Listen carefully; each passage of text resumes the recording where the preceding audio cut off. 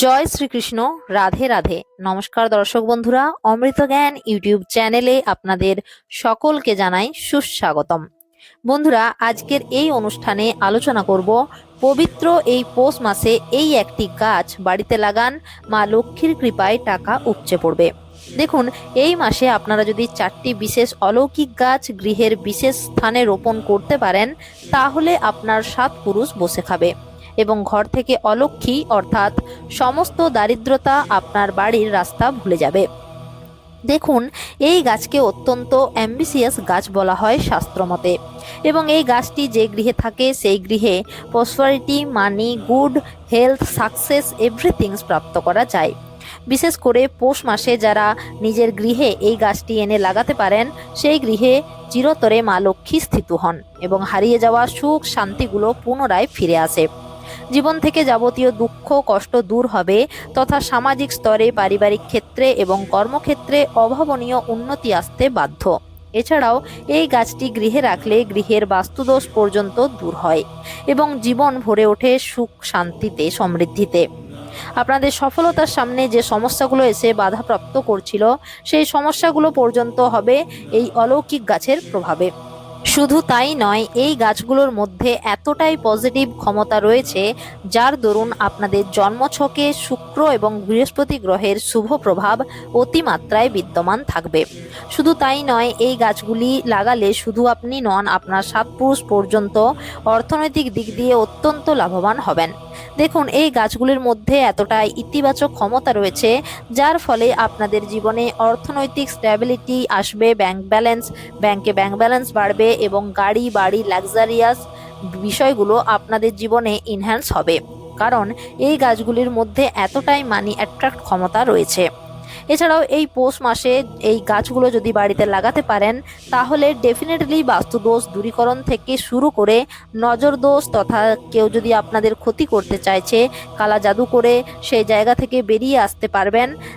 আপনারা শত্রুর শত চেষ্টা করেও আপনাদের ক্ষতি করতে পারবে না।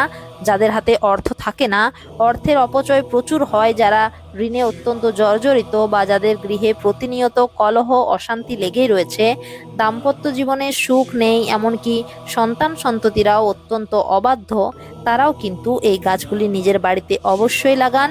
পবিত্র এই পৌষ মাসে অবশ্যই এই সমস্ত সমস্যা থেকে আপনারা কিন্তু বেরিয়ে আসতে পারবেন।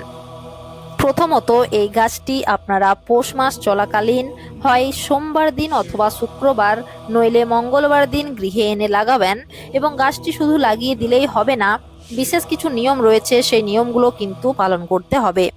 প্রত্যেকটি বিষয়ে আমি আপনাদেরকে ভিডিওটির মাধ্যমে জানিয়ে দেব।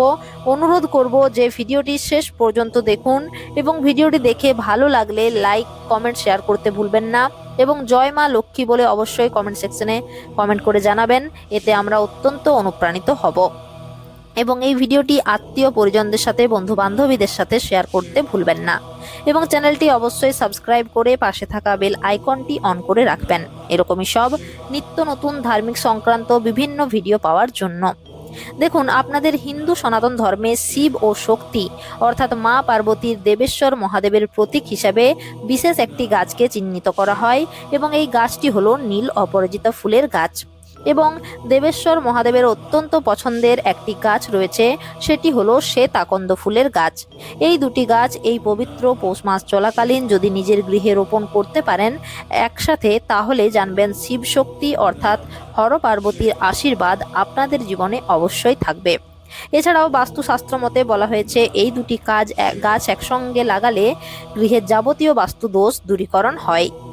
আচ্ছা, আপনারা তো জানেন যে মা দুর্গার অপর নামই হলো অপরাজিতা, এবং এই অপরাজিতা ফুল ও পাতা বিভিন্ন তন্ত্র ক্রিয়ায় সাধকেরা প্রয়োগ করে থাকেন।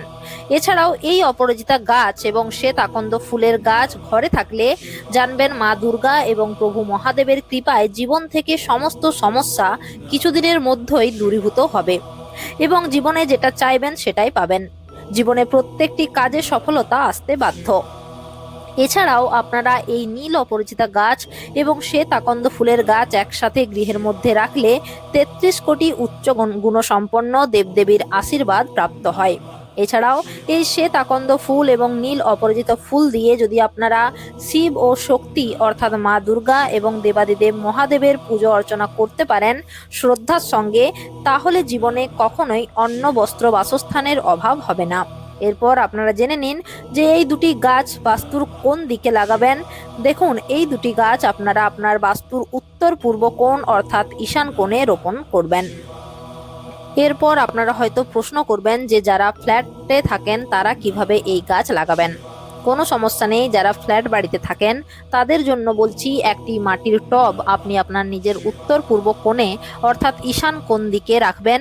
যদি ব্যালকনি থাকে সেক্ষেত্রে খোলা বারান্দার মধ্যেই কোনো একটি সুবিধাজনক স্থান দেখে সেখানে রাখতে পারেন। এছাড়াও শাস্ত্রের মধ্যে বলা হয়েছে কোনো রূপ যাত্রাকালীন সঙ্গে করে এই নীল অপরাজিতা ফুল বা শ্বেত আকন্দ গাছের পাতা সঙ্গে যদি রাখা হয় তাহলে সেই যাত্রাটি অত্যন্ত শুভ হয় এবং পথে দুর্ঘটনার হাত থেকেও রক্ষা পাওয়া যায়। এছাড়াও যে কারণে আপনি যাচ্ছেন সেই কর্মে অনেকাংশে সফলতা পাওয়ার সম্ভাবনা বৃদ্ধি পায়। শুধু এখানেই শেষ নয়, বাস্তুর মধ্যে এই দুটি গাছ থাকলে কোনোভাবেই কোনো প্রকারের অশুভ বাতাস বা নেগেটিভ এনার্জি গৃহের মধ্যে প্রবেশ করতে পারে না, যার ফলে শারীরিক মানসিক দিক দিয়ে যেমন উন্নতি লাভ হয় ঠিক তেমনই কর্মজীবনেও উন্নতি আসে। অর্থাৎ শরীর স্বাস্থ্যগুলো পরিবারের সদস্যদের ভালো থাকে। তবে এই দুটি গাছ কখনোই স্নান না করে স্পর্শ করা উচিত নয় এবং আমিষ আহার গ্রহণ করে অশুদ্ধ বস্ত্র পরিধান করে বা আমিষ আহার গ্রহণ করে এরূপ গাছে স্পর্শ করা উচিত নয়, নতুবা গাছগুলির পবিত্রতা শুদ্ধতা নষ্ট হয়ে যায়। আরও একটি বিষয় হলো, এই দুটি গাছ গৃহে লাগালে যেন প্রাকৃতিক নিয়মে বড় হয় এবং এই গাছগুলির যত্ন নেওয়া অত্যন্ত আবশ্যক। যাদের ধরুন বাস্তু দোষ রয়েছে তারাও এই গাছটি গৃহে লাগাতে পারেন, তথা অতি অবশ্যই প্রতিদিন এই গাছটিকে সন্ধেবেলায় সন্ধ্যা প্রদীপ ও ধূপ অবশ্যই দেখাবেন। বিশেষ করে রবিবার দিনে অতি অবশ্যই ধূপ দেখাবেন। এমনিতেই এই গাছটির কিছু বেনিফিট রয়েছে যা বাস্তুশাস্ত্র মতে পরীক্ষিত ও প্রমাণিত। দেখুন বন্ধুরা, যে গৃহে এই শ্বেত আকন্দ ফুলের গাছ থাকে সেই গৃহে যেমন শুভ শক্তির মাত্রা বৃদ্ধি পায়, ঠিক তেমনই সেই গৃহ থেকে অশুভ শক্তি চিরতরে বিদায় নেয়। তথা এই গাছ আপনার গৃহে থাকলে কখনোই কোনো প্রকার বিষধর সর্প আপনার গৃহচত্বরে প্রবেশ করতে পারবে না।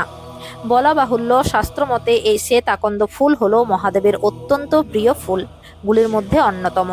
সুতরাং যদি নিজের জীবনকে সুন্দর ও সফলভাবে পরিচালনা করতে চান বা জীবনে চরম সুখ শান্তি ও সমৃদ্ধির স্বাদ পেতে চান, তাহলে অতি অবশ্যই আপনারা এই গাছটি আপনারা পৌষ মাসে নিজের ঘরে লাগানোর সব থেকে ভালো। যদি আপনারা এটি সোমবার দিন লাগাতে পারেন, যদি না পারেন তাতেও কোনো সমস্যা নেই, মঙ্গলবার দিন অথবা শুক্রবার দিনও আপনারা কিন্তু এই গাছটি লাগাতে পারেন।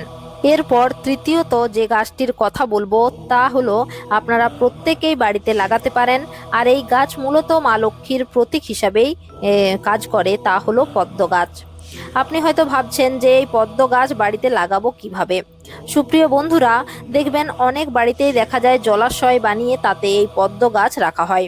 মনে করা হয় পদ্মের দ্বারাই মা লক্ষ্মী ধন সম্পত্তি নিয়ে সেই গৃহে প্রবেশ করে। তবে পদ্ম ফুলের গাছ না থাকলেও একটি পদ্ম ফুল বাড়িতে এনে বেডরুমে সাজালেও তা সুখী দাম্পত্য জীবন উপহার দিয়ে থাকে। তবে সবশেষে একটি কথা বলবো, এই সমস্ত কিছু তখনই বাস্তবে কার্যকরী হবে যখন আপনি আপনার কর্ম ঠিকঠাক মতো করবেন, কারণ কর্ম এবং ভাগ্য এই দুই নিয়ে কিন্তু মানুষের জীবন। এই দুটির মধ্যে কোনো একটি বাদ দিলে কিন্তু মানুষের জীবনে কোনোরূপ সফলতা আসে না। সুতরাং এই গাছগুলি চেষ্টা করুন বাড়িতে লাগানোর, তার সঙ্গে নিজের কর্ম নিষ্ঠাভাব ভরে করুন, দেখবেন সফলতা অবশ্যই পাবেন। এরপর চতুর্থ যে গাছটির কথা বলবো সেটি হলো বিষ্ণু কমল গাছ। বাড়িতে ক্রয় করে নিয়ে আসুন, বাড়ির উঠোনে বা টবের মধ্যে এটি লাগিয়ে রাখুন। এর ফলে কি হয়, আপনার গৃহের বাস্তুকে এই গাছটি কিন্তু প্রোটেক্ট করে দেবে, মানে সুরক্ষিত রাখবে সব রকম নেগেটিভ এনার্জি থেকে।